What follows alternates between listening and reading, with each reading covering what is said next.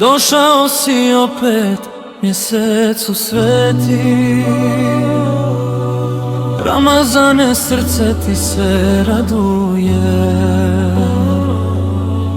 U noći tišine dova se sprema,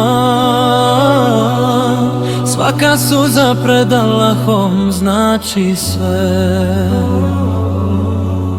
Post nas čisti, Kuran nas vodi, u saboru duša se ponovo rodi.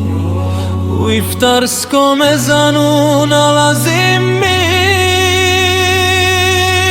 O Ramazane, ti si svjetlost i štir. Ja Allah, primi nam ibadet u ovom mjesecu milosti i nade. Očisti srca, oprosti grijeh.